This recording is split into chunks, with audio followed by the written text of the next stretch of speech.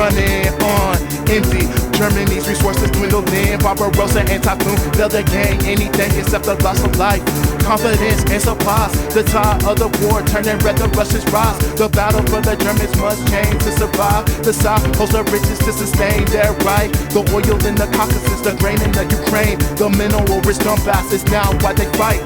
Economic gain is their focus, their need. There's really no regard for the people can't see. 1,000-year right must prevail, no excuses, no surrender on the threat of execution. The Russians fail to capitalize on advantages gained. They poorly mismanage their reserves, causing strain. This allowed the Germans time to gather, recruit. Once the Russian winter lists, the offensive will resume. They gain some confidence they will need. The resolve of the people and the men breed resentment for the Germans. Hitler's plan to oppress the Russians, exterminate or be serfs at best. Some welcome them as heroes, this was misplaced trust. Fight for Mother Russia, not the government, cause that will spark the men to keep fighting even though they lack all the training of their formidable flow.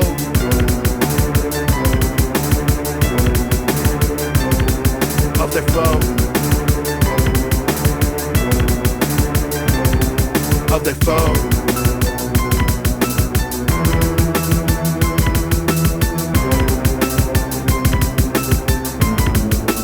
Well, the Germans had a plan.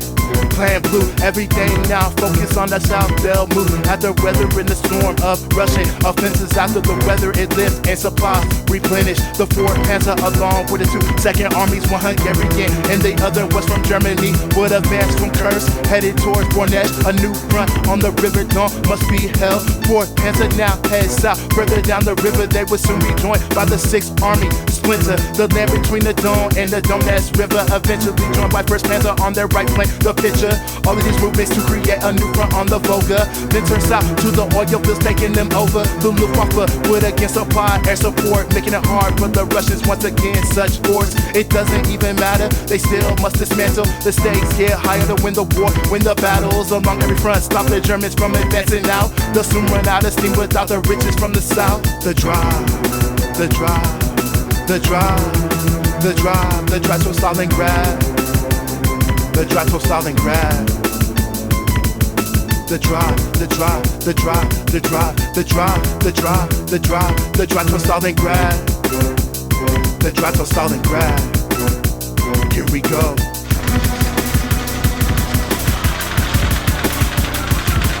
Here we go.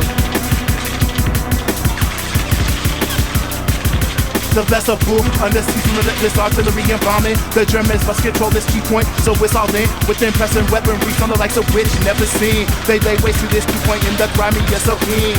Now the army is poised to keep up the fire. Now the army is poised to keep up the fire. The Russians must slow the advance of Kamaya. The Russians must slow the advance of Kamaya.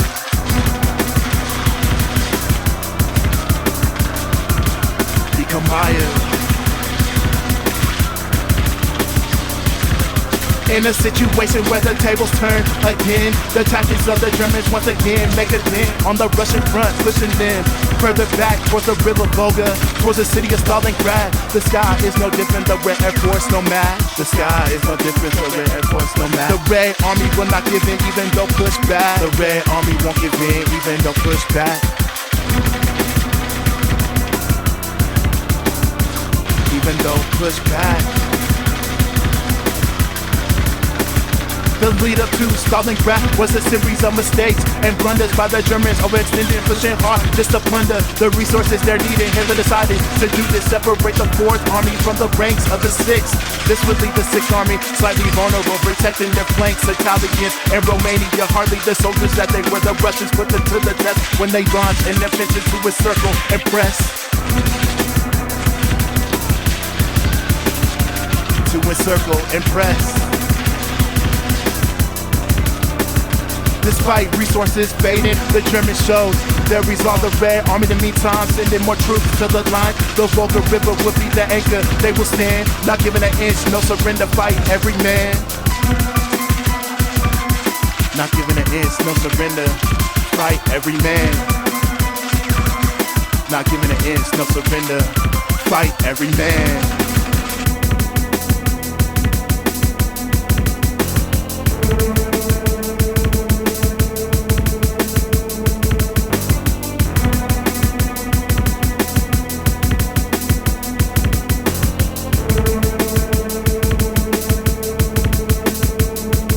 The Russian southeast front, base General Paulus and his men along with 4 Panzer, they control the whole Don Bend. By August 10th, Paulus succeeded in pushing the Red Army back, but in the north the Russians held on to key points steadfast. Progress was slow, much to Hitler's chagrin. The drive to the Volga is becoming worrisome. In contrast, Army Group A reached the Caucasus. With ease, the Russians had abandoned much of that land for the east. Trapped by the river Don, the Germans managed to secure a bridgehead. Infantry and Panthers now flooded in towards the steppes. 36 miles they traversed at full speed, spearheaded by 16 Panzer.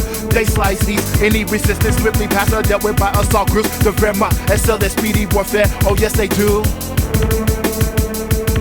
The Wehrmacht excelled at speedy warfare. Oh yes they do. While Paulus's 6th Army blitzed through the vast plain, the 4th Air Fleet unleashed all hell. Bombs were rained down on Stalingrad. It's a swift destruction to pave way for the 6th to take the city. Just bust in. Fire consumed. The smoke was bellowed up high for all to see. For miles and miles, no lie. Shortly after the raids, elements of 16 Panzer reached the Volga north of Stalingrad that spread like cancer.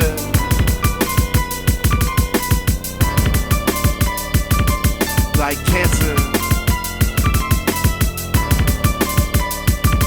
Spread like cancer. Like cancer. 16 Panther must endure fresh Russian counter-offensives, waiting for the infantry to catch up. In the 6 days they held on that position, shooting at river traffic, fighting hard, resistance stiffened. Overhead the black squadrons raining terror from the skies. The red earth was no match, so there's nowhere left to hide in the city. Once a proud jewel of Russia turned into smoldering ruins, just rubble. The Germans wanted to circle the 64th and 62nd Army of the Russians trapped inside a salient. In front of Stalingrad where the 4th Panzer did their job. The 6th Army in the north couldn't break through, they lost. This allowed the Russians time to retreat towards the city. This mistake by the Germans would prove to be costly, cause it would prolong the struggle, draining more resources. This fight would be long and bloody between the two forces. General Zhukov took control of the southern forces and began a campaign to attack the 6th Army. The focus to cut them off completely, attacking their flanks, reserves forces south to begin the campaign and to bolster up the armies of the city at the gates. Fighting will be fierce and remorseless, what it takes to keep the Germans out any way that they can. Every square inch contested, every man feels the strain. By September 13th, however, the Germans managed to take the fight to the Russians surrounding Stalingrad on 3 sides, supported from the air. The infantry advanced through the south of the city. Cautiously they advanced, cause the closer that they got to the city center, the Russians fought fiercer. Street fighting so intense from the ruins. Civilians and soldiers fought back. Brutal became the fight. Every turn could be your last. General Churikov rallied, organized his men to a series of mini forts designed to defend, funneling the Germans into cold killing zones. The chorus of small arms and artillery never end. Corpses littered the streets, not a building staying intact. Relentless fighting for a cause that would now seem lost. The death toll rising high on both sides day by day. Once again the Russian renner loops large the Germans face. As the battle in the city rages on and on, pilots calling more troops from his flanks, spurred on by the fact the Germans control much of the city, but the Russians weren't quitting. Nowhere to run, no mystery. Meanwhile, Zhukov and Stalin planned a vast offensive to attack the German flanks, trapping the 6th in the center. Most of the German troops concentrated in Stalingrad, so the attack would be easy, mustering all they have. November 19th, the Russians attacked from the flanks, artillery relentlessly crushing the Axis ranks. Katyusha rockets raining down, devastating the line, allowing the Russians to advance easily this time. The 6th Army was in peril, being assailed on all sides. The Red Air Force gained dominance now over the skies. 3 days later, after the offensive began, Soviet units from both fronts met complete encirclement. The Russian 62nd Army, bolstered by the triumph,